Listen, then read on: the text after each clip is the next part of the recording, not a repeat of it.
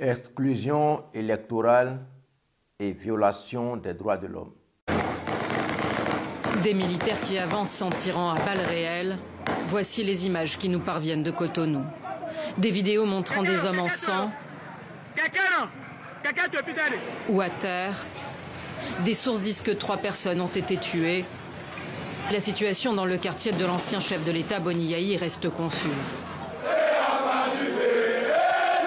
Plus tôt dans la journée, des centaines de ses partisans se sont rassemblés autour de son domicile pour lui témoigner leur soutien, au son de l'hymne national et en érigeant des barricades. On continue, on continue. Nous n'avons pas fait de la prison. La prison est faite pour pas pour les chiens. C'est pour les hommes comme nous. La démocratie est chère pour nous, peuple béninois. C'est pourquoi on s'est levé. C'est aussi pour défendre la démocratie que ces militants sont descendus dans la rue mercredi, après avoir appris que l'armée encerclait la résidence de Boni Yayi, de peur qu'il ne se fasse arrêter. C'est le régime sous lequel les autres institutions de la République ne sont que des gadgets institutionnels, instrumentalisés, infantilisés, ridiculisés dans un nuage de manipulation, de mensonges et d'hypocrisie. C'est un coup d'État que les gens votent contre vous. Mon Dieu, c'est un coup d'État que les gens votent contre vous. Ils ne veulent pas vous tuer, mais seulement ils veulent vous crucifier et crucifier votre parti. Monsieur le Président de l'Assemblée nationale, vous assumez la lourde responsabilité de la destruction programmée de notre jeune démocratie, une démocratie dont la vivacité offre à tous la tranquillité de vivre et même à un exilé la possibilité de revenir sur la terre de ses ancêtres, se faire élire président de la République. Ce propos-là sera sans suite.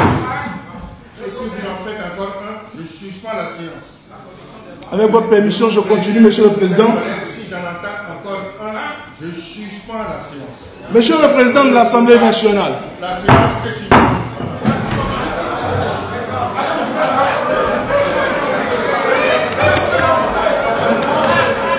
Vous avez, dans votre énumération, parlé de beaucoup de cas de dysfonctionnement. Les partis politiques envoient au Parlement des voyous. Non. Non, monsieur. Nous n'envoyons pas de voyous. Non, mais il faut les poursuivre. Il faut les poursuivre. Bien sûr, absolument. Il faut les poursuivre. Monsieur le Président, oui. Je ne vais pas vous couper, mais oui. Je ne souhaite pas que vous allez plus loin. Je ne vous souhaite pas. C'est légiférer, tuer un complot, c'est authentifier un complot. Mais vous avez l'obligation de faire usage de faux, de bonne foi. Vous devez veiller à ça. Non. Mais vous avez l'obligation, vous devez veiller à ça. Non. Nous sommes à la merci de n'importe quel voyou. Vous devez veiller à ça. Non. L'État que vous avez hérité était un État saccagé, fragilisé, fragmenté, banalisé, descendu de son piédestal et dans lequel tout, ou presque tout, devait être réformé. Tout ça que nous voulons réformer les partis politiques. On n'a pas les moyens. C'est une manière de se ligoter soi-même. Dieu fera ça sur une prophétie contre vous. Mais est-ce que c'est normal qu'il y ait dans le dossier du PRD des documents falsifiés? Mais bien sûr, parce que le PRD est organisé, outillé. Je préfère ne pas entendre ça, Monsieur le Président. Je ne veux pas entendre ça. Le PRD, dans ce dossier, il y a des documents falsifiés. Je ne veux pas entendre ça. Monsieur le Président, s'il en est ainsi... Il ne faut pas que ça continue. Oui. Et vous allez porter le chapeau. L'oiseau qui appelle la pluie de tomber ne manquera pas d'être mouillé. Dieu fera ça sur une prophétie contre vous. Je vous remercie.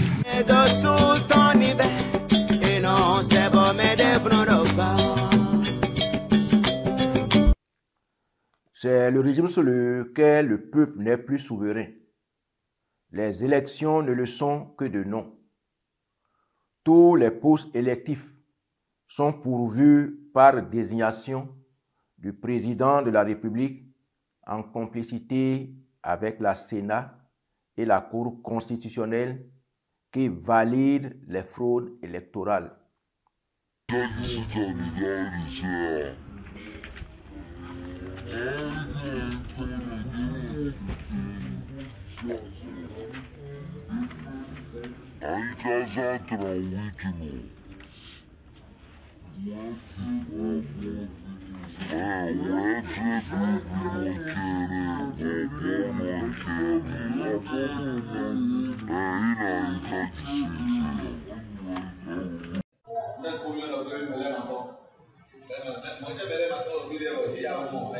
Chez nous, même des agents que nous-mêmes nous avons envoyés pour sur les postes de pose la toiture des gens, on les dit, faites sortir les biens de gens, non, moi je ne veux pas faire ça.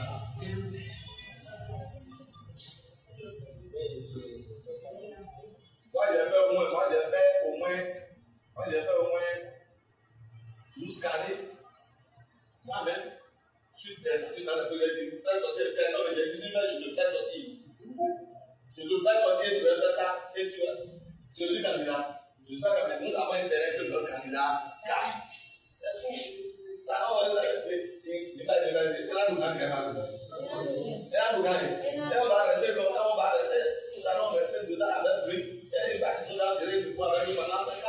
Donc nous avons intérêt normalement à ce qu'on n'a même pas besoin de dire. Ça doit attirer directement notre attention. Ah, je suis à tel point de vue. Les gens ne sortent pas. Qu'est-ce qu'on va faire? Ça doit attirer notre attention. Qu'est-ce qu'on doit faire? Parce que ça ne nous sonne pas. On dit que la République.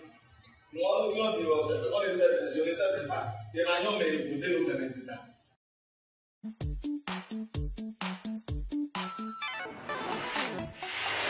Les codes bas. Yes. Tout c'est activé ce soir. Oui, ça doit.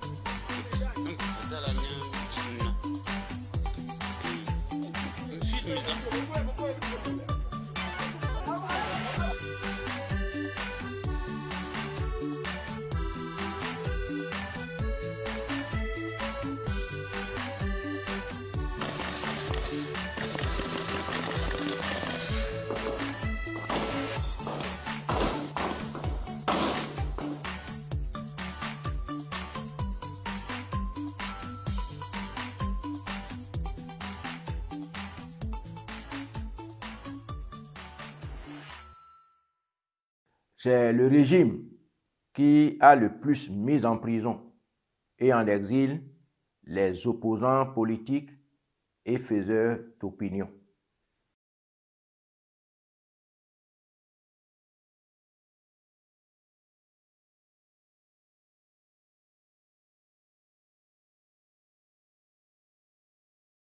C'est le régime sous lequel le président de la République a la faculté d'inculper en lieu et place de la justice devant la presse internationale ses opposants avant leur comparution devant le procureur en l'absence de toute preuve, sinon imaginaire. Dans le cas de Joël Aïvo et de Rekia Madougou, le président Talon n'a pas foi aux yeux de soupçonner ses pairs de la sous-région de financer la déstabilisation de son régime. Ces deux derniers ont été finalement condamnés respectivement à 10 puis 20 ans de prison ferme. La démocratie du Bénin, et c'est ça. Cette démocratie qui, après les réformes, a paru avoir disparu. Et c'est celle-là que les réformes ont fait disparaître. Alors, chapeau pour le Bénin. Alors, vous nous demandez qui était derrière les barreaux au moment de la présidentielle du 11 avril. Lui, il n'a été arrêté que quelques jours plus tard, le 15 avril. C'est l'universitaire Joël Aïvo. Il est accusé d'atteinte à la sûreté et de blanchiment de capitaux. Il a essayé d'être candidat, il n'a pas pu. Qu'est-ce que vous répondez à ceux qui disent le président est en train de régler son compte à quelqu'un qui a dit que la présidentielle, c'était talon contre talon et que les résultats proclamés étaient truqués? Ah bon? Pour vous, ce n'était que ça? Non, vous n'avez pas entendu que ces gens-là ont dit que l'élection n'aura jamais lieu? Vous n'avez jamais entendu cela? Pourquoi, en répétant les propos de ceux qui paraissent être victimes des réformes au Bénin, vous faites une sélection de leurs propos? Tout le monde a entendu sur les zones, partout, qu'ils ont dit que l'élection n'aura jamais lieu, ne n'aura jamais lieu dans ces conditions. S'ils ne sont pas candidats, il n'y a pas d'élection. C'est un opposant politique. Mais alors, est-ce que dire que les élections n'auront jamais lieu et agir pour que ça n'ait jamais lieu, pour vous, est convenable. C'est-à-dire au point de recruter des mercenaires, des chercheurs, dit-on, de les armer et amener ceux-ci à tirer sur les forces de l'ordre dont le rôle est de tenir la sécurité dans le pays, de dégager les voies qui sont barricadées et de permettre que les élections se tiennent. Vous dénoncez, Monsieur le Président, les violences qui ont éclaté dans votre pays, notamment entre le 6 et le 9 avril, hein, notamment dans le centre-nord du pays. Le fait est que de nombreux Béninois ont eu l'impression de ne pas pouvoir s'exprimer dans les urnes, faute de candidats importants représentant l'opposition, et qu'ils sont descendus dans la rue pour manifester, pour protester. Vous avez regretté vivement qu'il y ait eu des blessés parmi les forces de l'ordre, mais vous n'avez pas du tout parlé des morts dans la population civile. Est-ce que vous pouvez nous dire aujourd'hui combien de personnes sont décédées? Dans quelle population civile? Oui. De quoi vous parlez? De quelle population civile? Dans quelle population civile? Oui. De quoi vous parlez? De quelle population civile? Ils ont tiré sur elle. Ils ont tiré sur elle. Est-ce qu'ils vont fusiller de derrière? Oui, de derrière. Est-ce qu'ils vont fusiller quelqu'un de derrière? La voiture! Dans quelle population civile? Oui. De quoi vous parlez? De quelle population civile? Parmi vous parlez des morts, parmi les personnes qui parmi les assaillants, parmi ceux qui ont tiré sur les policiers. Vous avez l'identité? Parmi les populations civiles, comme à Savé, comme à Tchaourou, est-ce qu'il y a eu des populations civiles? À l'heure où nous parlons, est-ce qu'il y a eu des morts parmi les populations civiles? Avez-vous, comme vous êtes journaliste et que France Inter est représentée au Bénin par des reporters, avez-vous vu des familles qui ont présenté la dépouille mortelle de personnes que vous citez, donnent leur identité et qu'on sort? Moi, jusque maintenant, en tant qu'autorité en charge de la sécurité, de tout ce qui relève de notre bien-être ensemble, nous avons cherché à savoir qui sont ceux qui seraient éventuellement victimes des coups de feu de défense des forces de l'ordre. C'est important de savoir, même pour les enquêtes, c'est nécessaire. On n'a pas vu, on n'a même pas vu de déclaration de décès. Et pourtant, c'est utile pour faire la part des choses, pour savoir qui a fait quoi et qui est victime.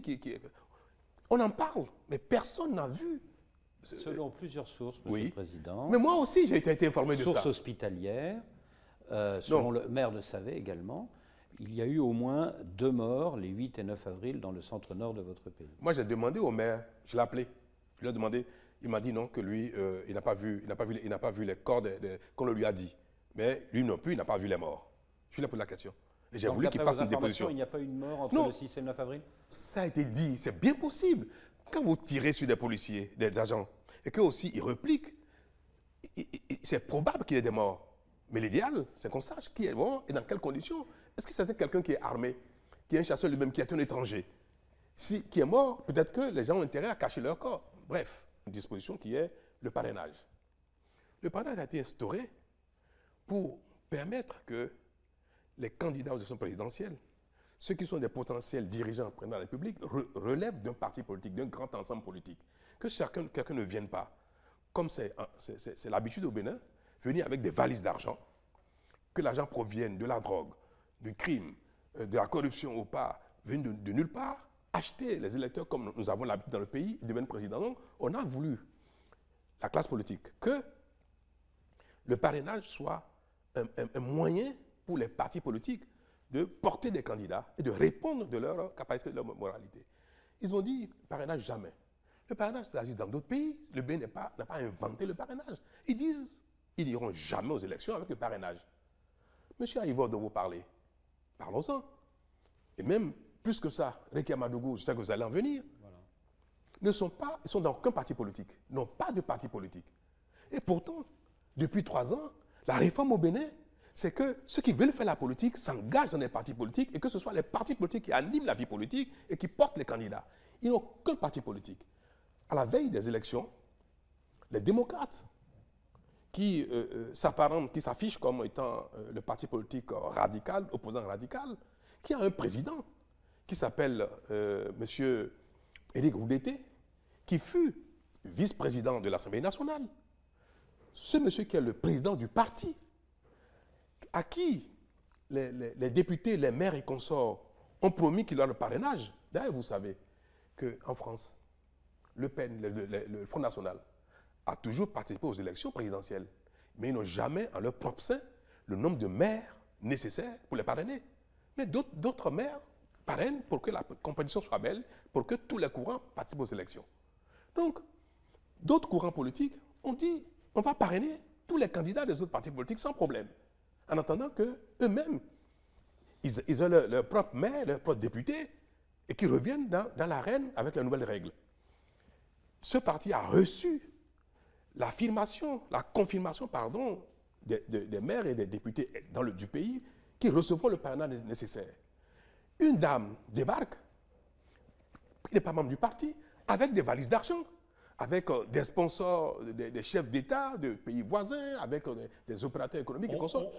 Écoutez-moi bien, écoutez-moi bien. Je veux préciser pour les gens qui nous écoutent et qui nous regardent, il s'agit de Rekia Madougou, qui voulait être candidate, qui a été retoquée. Elle a été arrêtée le 3 mars. Elle n'a pas été retoquée. L'information n'est pas juste. Elle n'a pas pu se présenter. Pourquoi? Je finis juste. Elle a été arrêtée le 3 mars. Elle est poursuivie, je cite, pour financement du terrorisme. Donc c'est un terme grave. Est-ce que ça veut dire qu'elle a fomenté des attentats au Bénin? C'est quand même une accusation extrêmement grave, extrêmement rare. Les mots comptent. Mais terrorisme. Nous en arrivons, on y vient.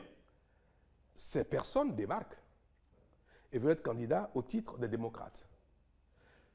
L'esprit de la réforme dans le pays, qui est que désormais ce sont les grands ensembles, les grands partis politiques qui portent les candidats, sa candidature n'est pas conforme aux réformes qui sont en place. Donc c'est naturellement, et ça je peux le dire, hein, et mon avis est celui-là aussi, c'est naturellement, que députés et maires et consorts, tout le monde dit, mais non, nous voulons bien parrainer le Parti démocrate avec les membres, mais si c'est des gens qui viennent pour réinstaurer ce que nous dénonçons depuis 20, 30, 40 ans, mais non. Donc, ils n'ont pas eu le parrainage qu'ils ont sollicité, ces gens-là. Je viens. À la limite, je comprends que ça peut être décevant, que les parrainages n'ont pas été donnés à tout le monde. Mais la règle, le parrainage qui a été instauré, qui existe dans d'autres pays du monde, deuxièmement, qu'eux-mêmes parfois, ils ont promu à Ivor, dans des tribunes publiées des années avant, à préconiser le parrainage. Donc, le système, le modèle politique en place, les lois qui ont été votées légalement et légitimement, qui ont prescrit cette disposition de candidature, ils ne les remplissaient pas. Donc, ils ne disposaient pas des parrainages nécessaires, requis. Ils disent, on va aux élections. Ils déposent leur dossier sans parrainage. Mais c'est tout à fait évident. Si quelqu'un en France dépose une candidature sans les parrainages requis pour être prendre la République française, puisqu'en France, il faut être parrainé également. Si quelqu'un dépose sa candidature, vous direz, vous employez le mot « rétoquer ». Est-ce que c'est ce mot que vous allez utiliser pour dire que le dossier qui a été déposé n'est pas conforme aux prescriptions? Alors, utilisez dans tout ce qui se fait au Bénin et qui n'est pas insolite, qui se fait aussi ailleurs, veuillez avoir les mêmes compréhensions, utiliser les mêmes expressions, les mêmes termes pour les qualifier. Alors, on parle de termes. Financement de terrorisme. Rekia Madougou a-t-elle fomenté, oui ou non, des attentats au Bénin? Parce que le terrorisme, on parle d'attentats, Monsieur le Président. Ces gens-là, on dit, après que les dossiers aient été constatés non conformes, disent que l'élection n'aura pas lieu sans eux. Qu'ils empêcheront par tous les moyens. Ils l'ont dit publiquement, dans des conférences de presse, dans leur... Bon, qui les dit? C'est pas grave. Voilà. Mais qu'ils aient agi pour. Là, ça devient sérieux. Alors, quand des manifestations avec violence ont lieu, que quand on demande à des gens de procéder à des assassinats aveugles pour que le pays s'enflamme, pour qu'on observe ce qui s'est passé au Burkina, au Mali, un peu partout, parce que comme il y a des insurrections qui ont eu lieu en Afrique, et que ces insurrections ont parfois amené des régimes à être balayés, c'est le cas, et le cas du Mali a été cité, le cas du Burkina a été cité. Il faut que le Bénin s'enflamme, il faut qu'il y ait de l'insurrection. Et s'il y a des morts un peu partout, le pays s'enflamme, des violences partout, le pays va s'enflammer, il y aura une insurrection, et le président, le régime en place va devoir tomber, il y aura assise nationale, il y aura réconciliation, il y aura tout ce qu'on veut.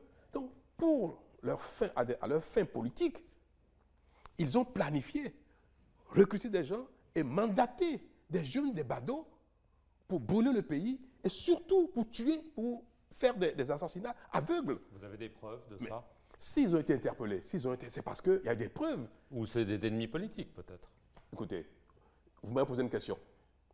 Je vous dis que quelqu'un qui a commandité des choses du genre et dont les preuves ont été trouvées et que les personnes ont été interpellées, pour vous, est-ce que c'est parce que cette personne a une cassette politique, a voulu être candidat et qu'à défaut de l'être, elle demande qu'il y ait des actes de violence, de tuerie qui provoqueraient une insurrection, qui provoqueraient donc un chaos et qu'en ce moment, il y aura une transition politique?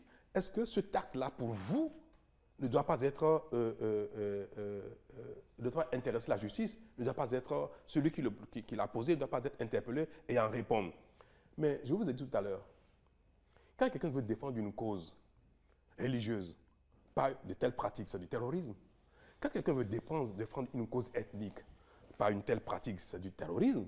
Quand on veut défendre également une cause politique, pas de telles pratiques, il n'y a pas d'autre qualification dans le code pénal que le terrorisme. Et c'est cela, ce qui s'est passé. Et des gens ont été recrutés, ont tiré sur les militaires.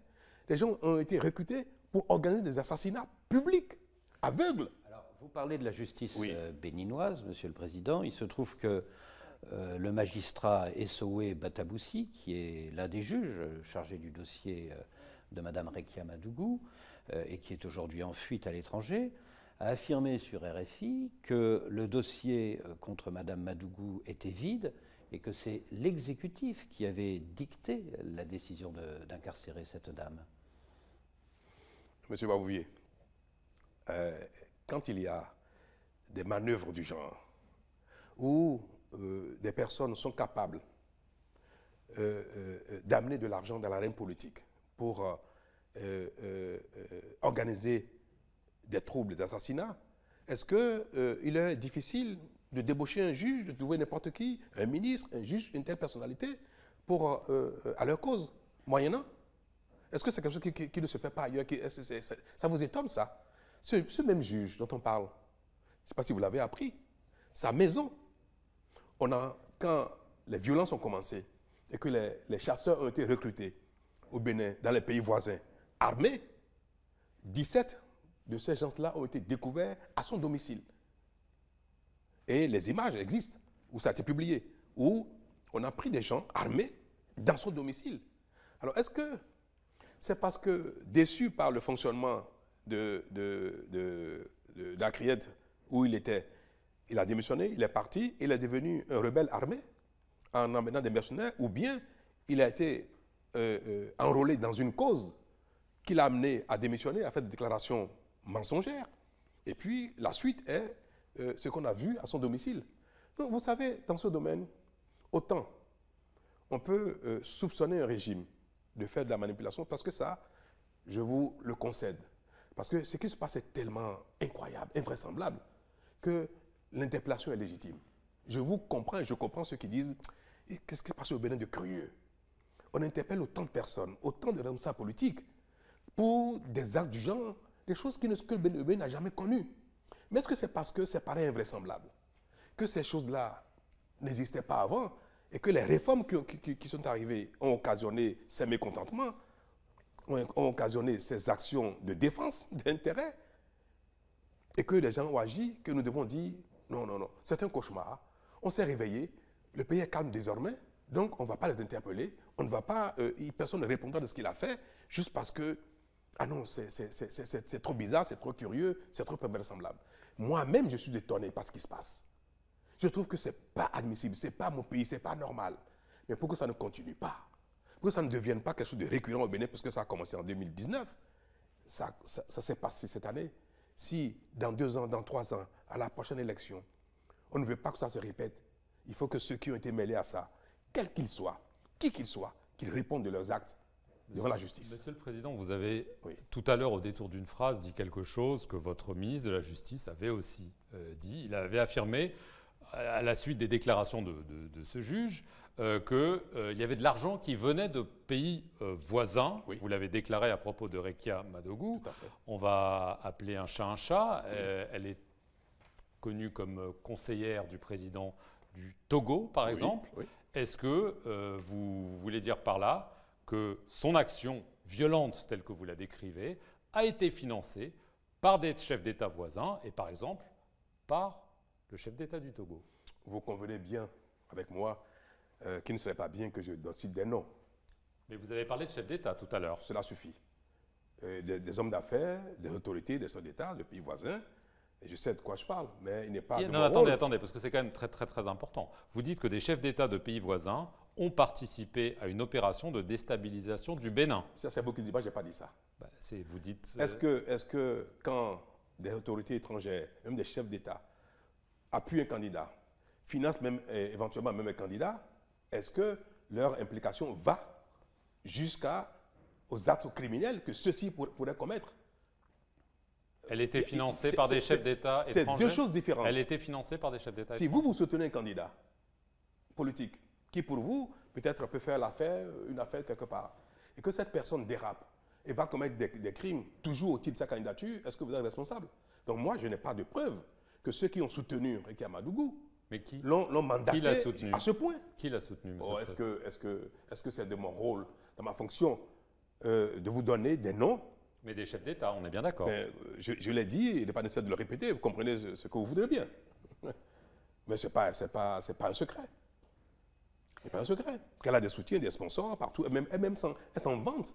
Elle le dit, elle ne le cache pas. Alors vous dites... Et c'est d'ailleurs à ce motif qu'elle est venue évincer tous les responsables du parti des démocrates pour prendre la candidature à la présidentielle en lieu et place de ceux-ci, parce qu'elle aurait des relations, elle a de l'argent, mais elle n'a jamais été opératrice économique. Elle n'est pas héritière, à ce que je sache.